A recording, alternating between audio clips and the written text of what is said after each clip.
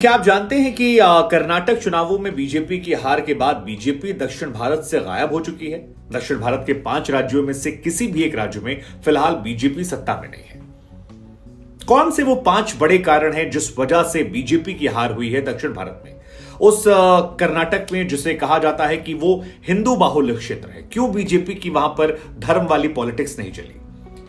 क्या वजह रही कि बजरंगबली का आशीर्वाद बीजेपी से ज्यादा कांग्रेस को मिल गया? और क्यों यह कहा जा रहा है कि बजरंगबली का आशीर्वाद कांग्रेस को ज्यादा मिला है? कांग्रेस को इस मुद्दे का ज्यादा फायदा हुआ, जबकि यह मुद्दा बीजेपी के लिए संजीवनी माना जा रहा था। राहुल गांधी की भारत जोड़ो यात्रा जिन जिन इलाकों से गुजरी, वहां पर क्या रहे चुनावी नतीजे? प्रधानमंत्री नरेंद्र मोदी ने जिन 19 जिलों में रैलियां की थी, वहां पर क्या निकला नतीजा? और वो जो हिजाब विवाद वाली जगह है, वहां पर बीजेपी जीती, जेडीएस जीती या कांग्रेस? ऐसे बहुतेरे सवाल आपके मन में होंगे, तो हमें लगा कि इस वीडियो के माध्यम से कर्नाटक चुनावों का जो पूरा विश्लेषण है वो आपके सामने रखा जाए और साथ ही 5 प्रमुख वजह बताई जाए जो बीजेपी की करारी हार की वजह और हिंदुत्व की प्रयोगशाला में जो उनका फॉर्मूला था उसके फेल होने की वजह बनी। तो सबसे पहला सवाल यही कि बजरंगबली जो है वो कैसे बीजेपी को फायदा पहुंचाने की जगह कांग्रेस को फायदा पहुंचा, क्योंकि ये लॉजिक लोगों को समझ में नहीं आ रहा है। तो इस लॉजिक की बड़ी सिंपल कहानी है। अगर आप स्कोर कार्ड पर नजर डालेंगे तो जो शाम 5-6 बजे तक नतीजे आए थे, उसके मुकाबले 136 सीटें जो हैं वो कांग्रेस हासिल करती है, बीजेपी 65 आती है जिसमें 39 सीटें कम हो जाती हैं और जेडीएस जो है वो 19 सीटें पाती है, जो काफी कम है, पिछली बार के मुकाबले 18 सीटें कम है। अब अगर इस वोटिंग पैटर्न पर आप देखेंगे तो इसमें बड़ी संख्या में जो सीट्स है वो कांग्रेस ने बीजेपी से छीन ली। बीजेपी की कुल जो माइनस हुई सीटें हैं वो 39 सीटें हैं और 18 सीटें जेडीएस जाती हैं। लेकिन अगर आप बीजेपी के वोट परसेंटेज पर जाएंगे तो बीजेपी का वोट परसेंटेज का लॉस उतना बड़ा नहीं हुआ है। बीजेपी का वोट परसेंटेज 0.6 गिरा, पिछली बार 36 था, इस बार 35 के आसपास आए। लेकिन जेडीएस का वोट परसेंटेज जो था वो धड़ाम से गिरा है और वो 18 से 13 पर आ गया। और इसका मतलब ये होता है कि रिवर्स पोलराइजेशन हुआ, यानी कि बीजेपी जब हिंदुत्व की बात दम चढ़ करने लगी तो उससे मुस्लिम वोट पोलराइज हुआ और जो जेडीएस की तरफ वोट जाता था वो सारा चला गया एक मुश्त कांग्रेस की तरफ, क्योंकि उन्हें लगा कांग्रेस शायद जीत सकती है। और इस रिवर्स पोलराइजेशन में बीजेपी अपना बहुत ज्यादा वोट घाटा ना करने के बावजूद, यानी 0.6% वोट घाटा करने के बावजूद 39 सीटें गंवा देती है और जेडीएस जो है वो 18 सीटें गंवाती है और कांग्रेस को 56 सीटों गेन होता है और बजरंगबली का आशीर्वाद उन्हें मिल जाता है। दूसरा सवाल यह है कि राहुल गांधी की भारत जोड़ो यात्रा जो है उसका कितना असर रहा। तो भारत जोड़ो यात्रा जो है, अगर आप याद करेंगे तो वो रायचूर से शुरू होती है, बेल्लारी जाती है, चित्रदुर्ग जाती है, तुमकुर जाती है, मांड्या, मैसूर और चामराजनगर जाती है। और इस पूरे रूट में अगर आप देखेंगे तो 7 जिलों की कर्नाटक के अंदर 48 विधानसभा सीटें आती हैं। भारत जोड़ो यात्रा के दौरान कांग्रेस के नेता राहुल गांधी जो हैं वो तकरीबन 21 दिन रहते हैं और 500 किलोमीटर की पदयात्रा, 511 किलोमीटर की पदयात्रा इस 21 दिनों के दौरान वो करते हैं। अब यहां पर जो 48 विधानसभा सीटें हैं, इसमें अगर आप भारत जोड़ो यात्रा की आप बात करेंगे तो 32 सीटें ऐसी हैं जो कांग्रेस जीत जाती है। 21 दिन कैंपेन, 7 जिलों से गुजरना, 48 सीटों पर गुजरना और 32 सीटें कांग्रेस का जीत जाना, जो कि अगर परसेंटेज के हिसाब से आप देखेंगे तो तकरीबन 66% स्ट्राइक रेट है, जो अच्छा स्ट्राइक रेट पॉलिटिक्स से माना जाता है। 2018 के मुकाबले ये वो इलाके हैं जहां पर कांग्रेस दोगुने से ज्यादा जीतती है। इन्हीं इलाकों में पिछली बार कांग्रेस 15 सीटें जीती थी और इस बार कांग्रेस 32 सीटें जीतती है, जो हमने कहा कि दोगुने ज्यादा हो जाती है। बीजेपी 17 पिछली बार थी, जेडीएस 14 थी और इनसे बड़ी संख्या में सीटें जो हैं वो राहुल गांधी की भारत जोड़ो यात्रा के बाद मिलती है। तो यहां पर आप राहुल गांधी को क्रेडिट दे सकते हैं कि उनके कैंपेन के बाद यहां पर उन्हें फायदा हुआ है। हालांकि बहुत सारे और भी मसले थे जिसमें कर्नाटक के लोकल मुद्दे थे और फैक्टर्स होंगे, लेकिन जिन यात्रा से गुजरी वहां स्ट्राइक। तीसरा सवाल जो लोगों के मन में है वो है कि प्रधानमंत्री नरेंद्र मोदी जिन जिन इलाकों में गए थे वहां पर क्या हुआ? क्या वहां पर बीजेपी को जीत हुई, हार हुई? हालांकि बीजेपी को जानने समझने वाले कई लोग ये कह रहे हैं कि प्रधानमंत्री नरेंद्र मोदी की वजह से बीजेपी अपनी साख जो है वो बचा पाई, क्योंकि डीके शिव कुमार और कई जो नेता थे वो बार बार ये कह रहे थे कि प्रधानमंत्री यहां पर सरकार चलाने नहीं आएंगे, ये लोकल मुद्दों का चुनाव है, ये 370 या बाकी हिंदुत्व का चुनाव नहीं है, लोकसभा चुनाव नहीं है। तो वो कोशिश कर रहे थे कि इसे प्रधानमंत्री बनाम कांग्रेस ना बनाया जाए, इसे बॉम्बोई बनाम कांग्रेस बनाया जाए और उसे बनाने में वो कामयाब रहे।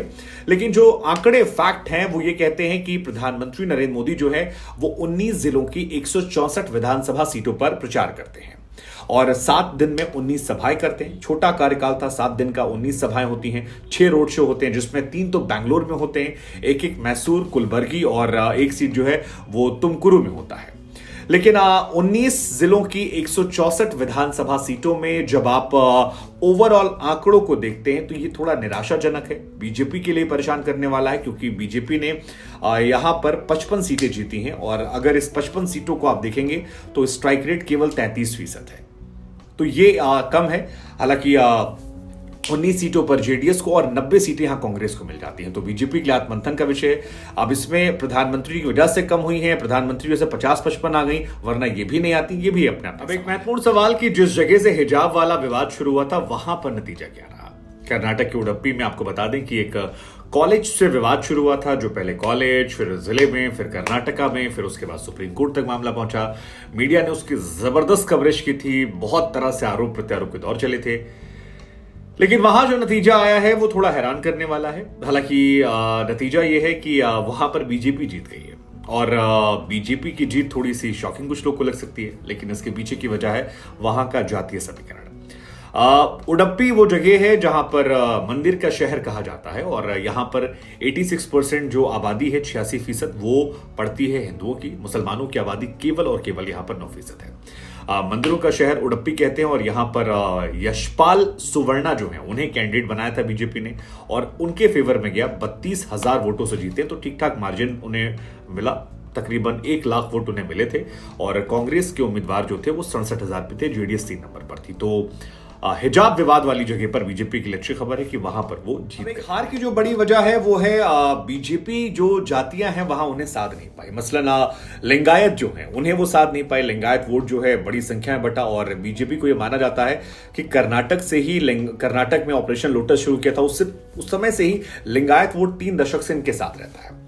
लेकिन लिंगायत के कुछ बड़े नेता जो थे वो चले गए थे कांग्रेस में, हालांकि वो खुद अपनी सीट नहीं बचा पाए। बीजेपी में येदियुरप्पा साहब थे, लेकिन कहा जा रहा था कि येदियुरप्पा जितना कसके लड़ेंगे लिंगायत उतना कसके साथ देंगे, लेकिन जब आप ओवरऑल एनालिसिस करते हैं तो कई नेताओं का यह कहना था कि येदियुरप्पा ने भी पूरा जोर नहीं लगाया। येदियुरप्पा ने जोर इसलिए नहीं लगाया क्योंकि येदियुरप्पा रिटायर्ड हुए, फिर आए, फिर रैली किए और येदियुरप्पा और उनके समर्थकों को लग रहा था कि अगर वो जीत भी जाएंगे तो उन्हें कुछ नहीं मिलने वाला, उन्हें क्या दे दिया जाएगा, सरकार में मुख्यमंत्री बनाए नहीं जाएंगे, इसके अलावा जो मिलेगा वो पूरा होगा नहीं, तो पूरी तरह से उनका इन्वॉल्व ना होना बीजेपी के लिए नुकसानदायक हो गया। दूसरा, मुस्लिमों का आरक्षण खत्म करके लिंगायत और एक और जात को दिया गया था, लेकिन बाद में सुप्रीम कोर्ट ने इस पर रोक लगा दी थी और वहां से भी ये लाभ नहीं ले पाए। तीसरा, एससी का जो आरक्षण था उसे अलग अलग जातियों में बांट दिया था, जिसके बाद बंजारा और भोवी जातियों ने इसका विरोध किया था और ये सारे जो फैक्टर्स हैं ये बीजेपी के खिलाफ जाते गए और बीजेपी का नुकसान करते गए और इसी वजह से ऐसा लग रहा है कि लिंगायत वोटर खासतौर पर इस बार 50% कांग्रेस के पास गया और ये बीजेपी का मजबूत वोट बैंक था, इस वजह से भी बीजेपी की बड़ी हार। सबसे बड़ा मसला जो बीजेपी के हार की वजह बना वो करप्शन था। करप्शन का मसला जो बाद में कांग्रेस ने कैंपेन भी चलाया, पे सीएम, अगर आपको याद हो, पे सीएम कैंपेन एक बहुत बड़ी वजह बना। दरअसल मुंबई कर्नाटक से आने वाले ठेकेदार थे संतोष जी, जिन्होंने अप्रैल 2022 में सुसाइड किया था और सुसाइड नोट में उन्होंने बीजेपी नेता के.एस. ईश्वरप्पा पर आरोप लगाया था कि 40% कमीशन मांगा गया है और बिना कमीशन कोई काम होता नहीं है, कमीशन कर्नाटक में देना मजबूरी हो गया है। उन्होंने प्रधानमंत्री को भी एक लेटर लिखा था, लेकिन उस पर कोई एक्शन नहीं हुआ था और उनके सुसाइड नोट के बाद कांग्रेस ने इस मुद्दे को बड़े जोर शोर से उठाया। सितंबर 2022 में कैंपेन शुरू कर दिया, पे सीएम, 40% कमीशन, 40% और वो 40% कमीशन, पे सीएम, ये काफी ज्यादा वहां लोगों के बीच चर्चा के केंद्र में आ गया और क्योंकि बम्बई सरकार ने वहां पर करप्शन को लेकर कोई बड़ा एक्शन नहीं लिया, कोई ऐसा एक्शन नहीं लिया जो एक मजबूत इमेज वाला होने था। बाद में भी एसआईटी ने कई करोड़ रुपए पकड़े थे, तो कई सारे मामले ऐसे निकल कर आए जो बीजेपी के खिलाफ जाते रहे और कांग्रेस इस मुद्दे को भुनाती रही और कांग्रेस ने सीएम की तस्वीर के साथ एक क्यूआर कोड लगाकर प्रचार किया जिसमें लिखा था पे सीएम, 40% इनको पैसा दीजिए। बीजेपी कहती रही कि जांच करवाएंगे, लेकिन वो जांच करवाने का भरोसा जो दिलाना चाह रहे थे वो भरोसा वो दिला नहीं पाए और इसी की वजह रही कि भ्रष्टाचार एक बहुत बड़ी वजह बनी जो बीजेपी के हार की प्रमुख। प्रधानमंत्री ने कहा कि 91 बार मुझे गालियां दी गई। तेजस्वी सूर्या और बाकी जो नेता थे वो प्रधानमंत्री को जहरीले सांप वाले इशू को मुद्दा बना रहे थे, लेकिन ये तमाम जो इशू थे, चाहे वो हिजाब का मसला हो, चाहे वो जहरीले सांप का मसला हो, या फिर मसला हो जो गालियों का था कि इतनी बार गालियां दी गई, ये तीनों चारों इशू जो थे ये करप्शन के सामने कहीं ना कहीं दबते नजर आए। और जो एक बहुत बड़ा इशू मुझे लगता है वो ये कि एंटी इनकम्बेंसी बहुत ज्यादा थी, सरकार के खिलाफ गुस्सा बहुत ज्यादा था, लोगों में भ्रष्टाचार को लेकर नफरत हो गई थी।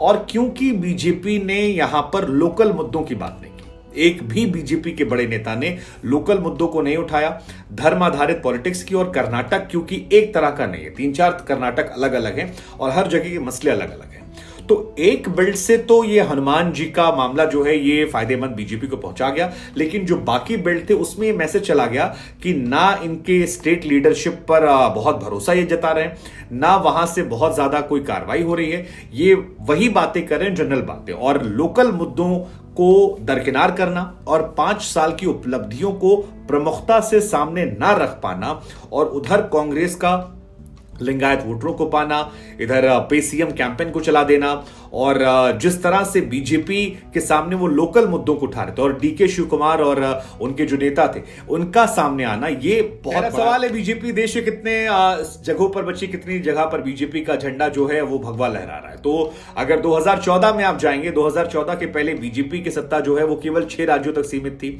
और 21% में इनका शासन था। लेकिन 2018 में बीजेपी का पीक देखने को मिला जब बीजेपी देश के 19 राज्यों में सत्ता में थी और तकरीबन 76% स्टेट ऐसे थे, आप कहें कि पूरे देश का भगवा झंडा ऐसा था, झंडा था जो भगवा हो गया था।